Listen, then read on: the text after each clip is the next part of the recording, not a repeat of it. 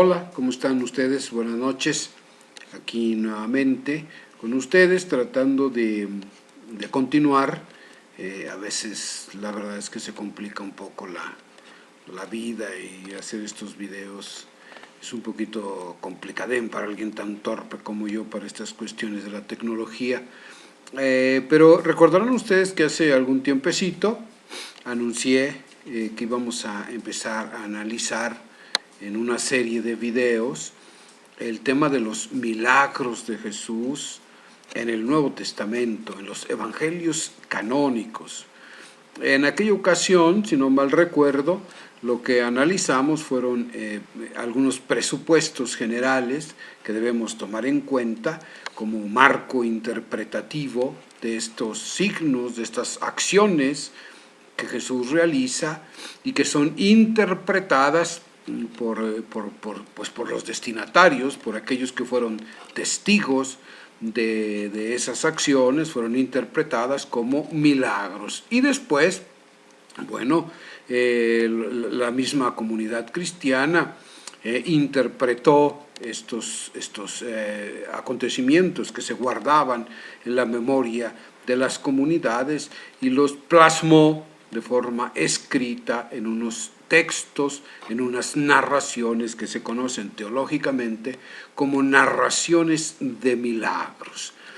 Y estos textos dijimos que no podían ser interpretados de manera literal, que no están estos textos, no nos ponen en contacto directamente con los acontecimientos históricos tal y como sucedieron, sino que son ya elaboraciones teológicas con fines catequéticos para ayudar, para iluminar en la vida de fe de aquellas comunidades.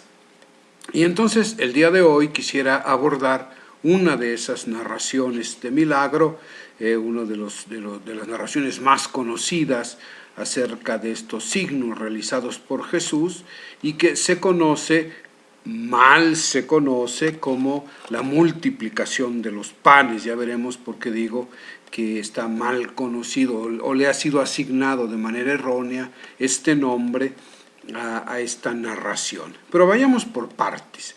El texto se encuentra ubicado, bueno, el texto que hoy analizaremos, porque es un texto que proviene de múltiples fuentes, pero lo analizaremos tal como viene en el Evangelio de Mateo en el capítulo 14. El capítulo 14 de Mateo empieza presentándonos, es muy importante, hago hincapié, en conocer el contexto próximo, el contexto inmediato en el que está inserto esta narración de milagro. Y su contexto más próximo pues es el de la perícopa inmediatamente anterior, la que antecede a esta narración de milagro, que es el texto que nos relata lo sucedido con Juan Bautista, que es asesinado a manos de Herodes. Inmediatamente que Jesús se entera de que ha sido asesinado, entonces se nos presenta este relato de la multiplicación de los panes.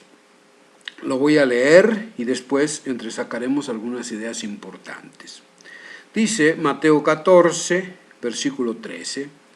Al oírlo Jesús se retiró de allí en una barca, al oír que habían asesinado a su maestro, aparte, a un lugar solitario. En cuanto lo supieron las gentes, salieron tras él, viniendo a pie de las ciudades. Al desembarcar vio mucha gente, sintió compasión de ellos y curó a sus enfermos.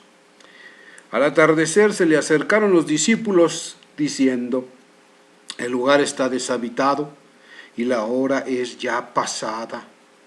Despide pues a la gente para que vayan a los pueblos y se compren comida. Mas Jesús les dijo: no tienen por qué marcharse, dadles vosotros de comer. Dícenle ellos: no tenemos aquí más que 5 panes y 2 peces. Él dijo: traédmelos acá. Y ordenó a la gente reclinarse sobre la hierba. Tomó luego los 5 panes y los 2 peces, y levantando los ojos al cielo, pronunció la bendición, y partiendo los panes, se los dio a los discípulos, y los discípulos a la gente. Comieron todos y se saciaron, y recogieron de los trozos sobrantes 12 canastos llenos. y los que habían comido eran unos 5.000 hombres, sin contar mujeres y niños. Nos quedamos ahí en el versículo 21 y tomaremos algunos elementos. En primer lugar, aclaro inmediatamente por qué afirmo que es mal nombrado este texto, llamándolo la multiplicación de los panes. En ningún lado este texto dice que Jesús haya multiplicado panes. Lo que dice el texto es que Jesús tomó los panes, levantando los ojos, los bendijo, los partió y los dio a sus discípulos y estos a la multitud. En ningún lado aparece la palabra multiplicación o la imagen de una multiplicación mágica, como si Jesús multiplicara bolillos a partir de 2, ¿verdad? Definitivamente no es esta la intención del texto. Iremos viendo, pues, cuál es su intención. En primer lugar, al atardecer se le acercaron los discípulos diciendo.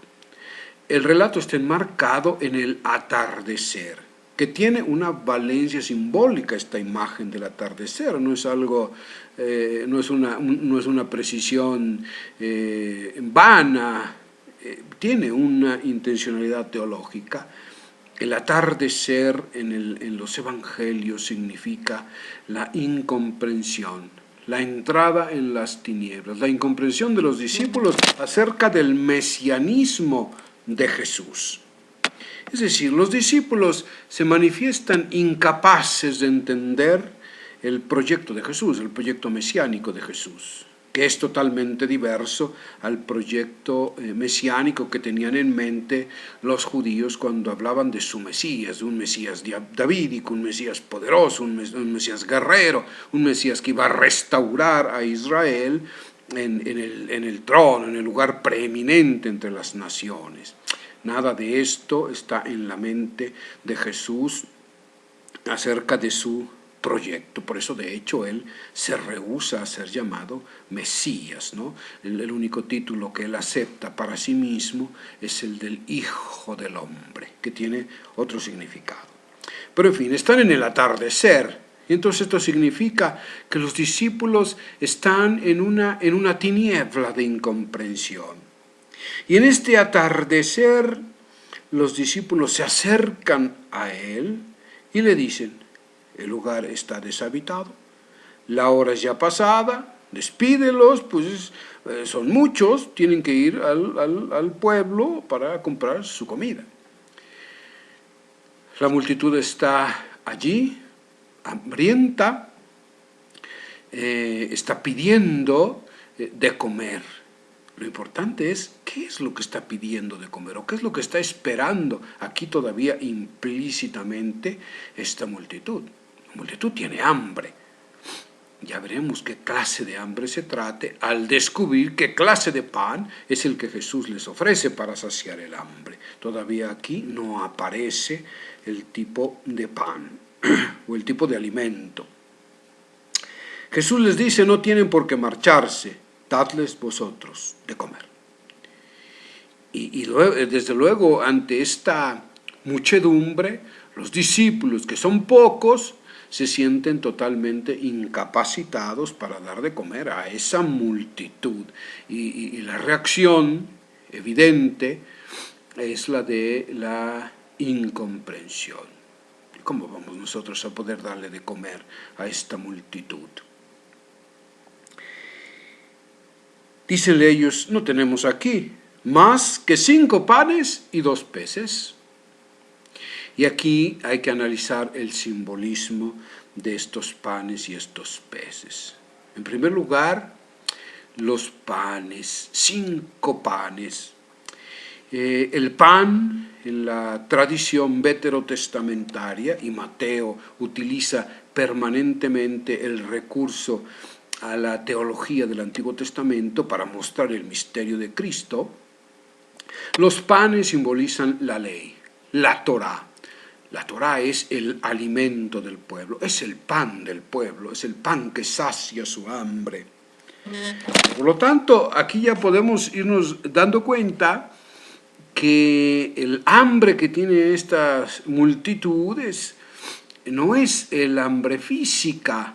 El hambre física es solamente el pretexto para mostrarnos un hambre más fundamental, más fontal, que es el hambre del pan verdadero, el hambre de la trascendencia, el hambre que busca saciar el espíritu. Esta hambre es la que Jesús puede saciar. Pero es importante aclarar lo siguiente.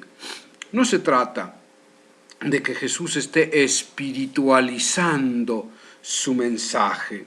Él sabe que hay que saciar el hambre biológica, el hambre natural, el hambre del pan cotidiano, ¿no? Jesús lo sabe. Y de hecho, en el pasaje, este tipo de hambre, esta hambre primaria, digámoslo así, será saciada también a través de los discípulos. Pero ese es solo el primer nivel, el nivel digamos más superficial del mensaje del texto. El nivel más profundo es que al mismo tiempo que se sacia el hambre natural de las multitudes, se estará saciando su hambre más profunda, su hambre fontal, aquella hambre de trascendencia que tiene el hombre desde siempre, ¿no? Y que solo Jesús puede saciar. Entonces los panes representan a la ley, la Torah. En el Evangelio de Mateo, Jesús es presentado como el nuevo Moisés, que va a presentar la nueva ley. Y por lo tanto Jesús no solo va a presentar la nueva ley, sino que Jesús será la nueva ley. Entonces Jesús se muestra aquí como el nuevo y definitivo Moisés, que va a saciar el hambre de las multitudes. 5 panes,